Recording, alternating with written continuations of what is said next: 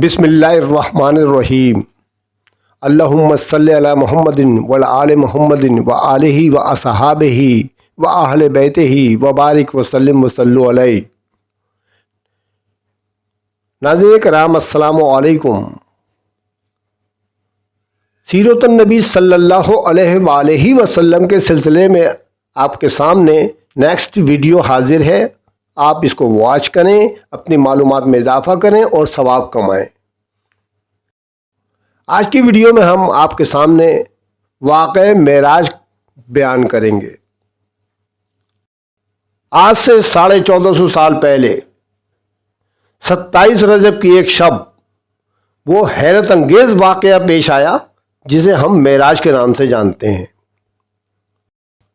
मेराज के बारे में अहादीस की कुतुब में जो रिवायात मिलती हैं उससे अंदाज़ा होता है कि यह अजीम वाक़या हिजरत मदीना से 1.5 साल कबल पेश आया, जबकि नबी करीम सल्लल्लाहु अलैहि वसल्लम की उम्र शरीफ तकरीबन 52 बरस थी। इस सफ़र मुबारक के 2 हिस्से हैं। एक हिस्सा ज़मीनी है यानी मस्जिद हराम से मस्जिद अक्सा तक, और दूसरा हिस्सा आसमानी है यानी मस्जिद अक्सा से सिदरतुल मुंतहा तक। चुनांचे कुरान पाक में 2 मकामात पर इस वाक़े के दोनों हिस्सों को अलग अलग बयान किया गया है। सूरह बनी इसराइल की पहली आयत में जो 15वें पारे की पहली आयत है, इस ज़मीनी सफ़र का जिक्र है। बिस्मिल्लाहिर्रहमानिर्रहीम। सुब्हानल्लज़ी असरा बिअब्दिही लैलन मिनल मस्जिदिल हराम इलल मस्जिदिल अक्सा। पाक है वो ज़ात जो ले गई रातों रात अपने बंदे को शब के एक हिस्से में मस्जिद हराम से मस्जिद अक्सा तक। अल्लज़ी बारकना हौलहू, जिसके माहौल यानी गर्दोपेश को हमने बड़ा मुबारक बनाया है। ले नुरियहू मिन आयातिना, ताकि हम दिखाएं उसे यानी मोहम्मद सल्लल्लाहु अलैहि वसल्लम को अपनी निशानियों में से कुछ निशानियां। इन्नहु हुवा समीउल बसीर, यकीनन अल्लाह तो सब कुछ सुनने वाला और देखने वाला है। जबकि दूसरा हिस्सा जो है उसका जिक्र सूरह अल नजम में है। सूरह अल नजम में मेराज के आसमानी सफ़र का हाल बयान किया गया है। इरशाद बारी ताला है, मा कज़बल फुआदो मा रआ, जो कुछ उन्होंने यानी मोहम्मद सल्लल्लाहु अलैहि वसल्लम ने अपनी निगाहों से देखा, इसको इनके दिल ने झुटलाया नहीं। अफा तुमारूनहु अला मा यरा, लोगो क्या तुम इन चीज़ों के बारे में इनसे झगड़ा करते हो जो वो देखते हैं। इन चीज़ों के बारे में तो झगड़ा हो सकता है जो कहीं से सुनी सुनाई हो, लेकिन तुम मोहम्मद सल्लल्लाहु अलैहि वसल्लम से इन चीज़ों के बारे में झगड़ रहे हो जो वो देखते हैं अपने सर की आंखों से और दिल की बसीरत से।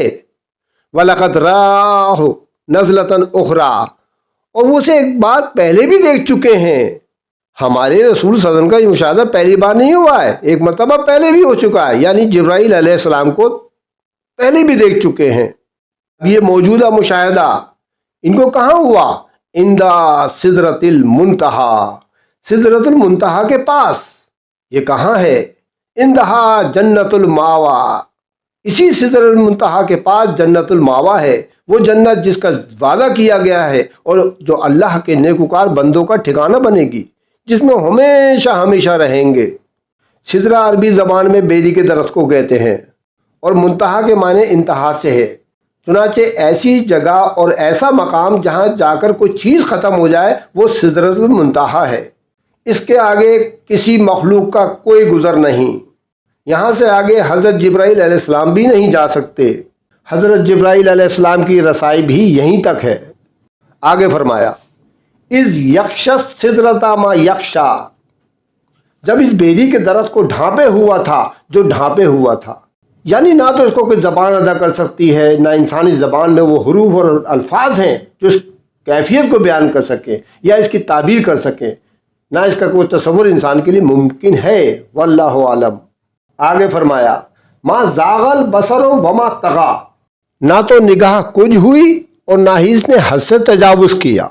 लक़द रा मिन आयते रब्बिहिल कुबरा, और ان کی آنکھوں نے دیکھا اللہ کی بڑی بڑی نشانیوں کو۔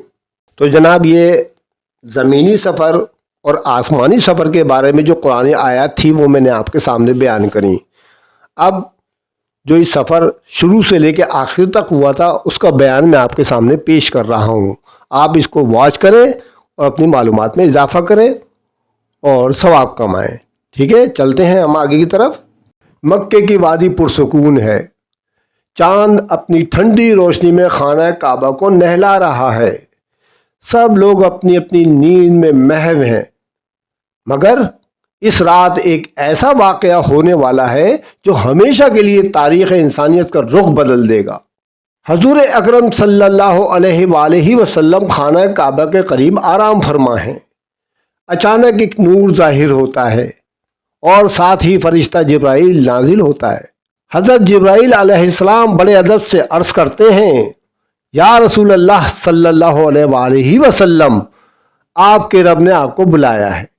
پھر حضرت جبرائیل علیہ السلام آپ کا سینہ مبارک چاک کرتے ہیں، دل مبارک کو زمزم کے پانی سے دھوتے ہیں اور اسے ایمان، یقین اور حکمت سے بھر دیتے ہیں۔ یہ روحانی تیاری تھی اس عظیم سفر کے لیے جو ابھی شروع ہونا تھا۔ بیت اللہ کے قریب ایک نوری جانور کھڑا ہوا ہے اور اس کا نام ہے براق، چمکتا ہوا سفید رنگ کا، گدھے سے بڑا، خچر سے چھوٹا۔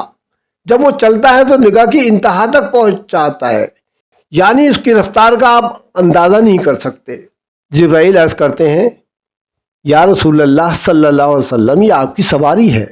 نبی کریم صلی اللہ علیہ وسلم اس پر سوار ہوتے ہیں اور جبرائیل علیہ السلام کے ساتھ سفر شروع ہو جاتا ہے مکہ مکرمہ سے بیت المقدس تک۔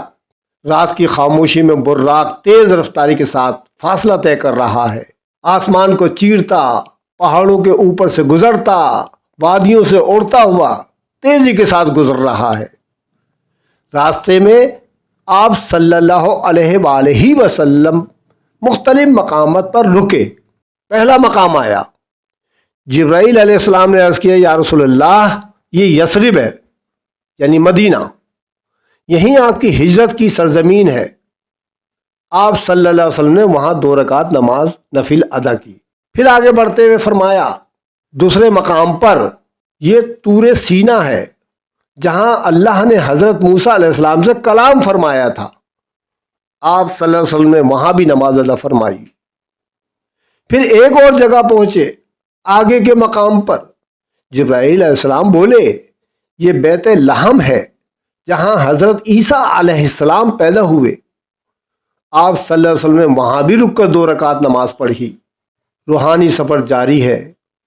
آخر کار آپ ایک ایسی جگہ پہنچتے ہیں جہاں سے زمین کی برکتوں اور آسمان کی روشنیوں کا ملاپ ہوتا ہے، یعنی بیت المقدس۔ مسجد اقصی میں نبیوں کی روحیں جمع ہیں، تمام انبیاء کرام حضرت آدم علیہ السلام سے لے کے حضرت عیسیٰ علیہ السلام تک سب جمع ہیں۔ نبی کریم صلی اللہ علیہ وسلم مسجد اقصی میں داخل ہوتے ہیں، سارے انبیاء کرام صف بصف کھڑے ہوئے ہیں۔ جبرائیل علیہ السلام عرض کرتے ہیں، یا رسول اللہ صلی اللہ علیہ وآلہ وسلم، یہ تمام انبیاء آپ کے استقبال کے لیے حاضر ہیں۔ پھر تمام انبیاء کرام نبی کریم صلی اللہ علیہ وسلم کو آگے بڑھنے کا اشارہ کرتے ہیں۔ آپ صلی اللہ علیہ وسلم نے ان سب کی امامت فرمائی۔ یہ اس بات کی علامت ہے کہ محمد صلی اللہ علیہ وآلہ وسلم سب انبیاء کے امام اور خاتم النبیین ہیں، یعنی امام الانبیاء اور خاتم النبیین۔ نماز مکمل ہونے کے بعد جبرائیل علیہ السلام عرض کرتے ہیں، یا رسول اللہ صلی اللہ علیہ وسلم، اب آسمانوں کا سفر شروع ہوگا جہاں آپ صلی اللہ علیہ وسلم کو وہ نشانیاں دکھا دی جائیں گی جنہیں کسی انسان نے آج تک کبھی دیکھا نہ ہوگا۔ قرآن کی یہ آیت گویا فضا میں گونج رہی ہے، سبحان الذی اسریٰ بعبدہ لیلا من المسجد الحرام الی المسجد الاقصی الذی بارکنا حولہ۔ پاک ہے وہ ذات جو اپنے بندے کو راتوں رات لے گئی مسجد حرام سے مسجد اقصی تک، جس کے گرد ہم نے برکت رکھی ہوئی ہے۔ یوں مکہ مکرمہ سے بیت المقدس تک کا یہ عظیم روحانی سفر مکمل ہو چکا ہے۔ یہ وہ سفر ہے جو صرف چند لمحوں میں طے ہو گیا، مگر اس میں زمین و آسمان کے راز پوشیدہ ہیں، اور اب آغاز ہونے والا ہے وہ مرحلہ جسے دنیا معراج النبی صلی اللہ علیہ وآلہ وسلم کے نام سے جانتی ہے، جہاں آسمانوں کے دروازے کھلنے والے ہیں، جہاں دیدار الہی کا شرف حاصل ہونا ہے، جہاں انسانیت کے لیے نماز کا تحفہ ملنا ہے۔ یہ تھا معراج کا پہلا حصہ، زمین سے آسمان تک کا دروازہ۔ اللہ نے اپنے محبوب صلی اللہ علیہ وسلم کو وہ مقام عطا فرمایا جو کسی بشر کو نصیب نہ ہوا۔ اللہم صلی علی محمد وعلی آل محمد وآلہ وصحبہ وآہل بیتہ وبارک وسلم وصلو علیہ۔ تو جناب یہ تھا معراج النبی صلی اللہ علیہ وسلم کے سلسلے میں زمینی سفر کے واقعات۔ امید ہے کہ آپ کو اچھے لگے ہوں گے، آپ کی معلومات میں اضافہ ہوا ہوگا۔ انشاءاللہ اگلی ویڈیو میں آپ کو آسمانی سفر کے متعلق بتایا جائے گا۔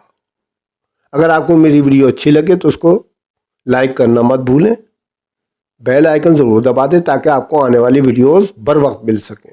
تمام لوگوں کو شیئر کریں۔ اگر کسی نے میرے چینل کو سبسکرائب نہیں کیا تو سبسکرائب کر لیں۔ انشاءاللہ اگلی ویڈیو میں پھر آپ سے ملاقات ہوگی۔ درود شریف پڑھ لیتے ہیں۔ اللہم صلی علی محمد وعلی آل محمد وآلہ وصحبہ وبارک وسلم وصلو علیہ۔ والسلام رفعت سمیع خان۔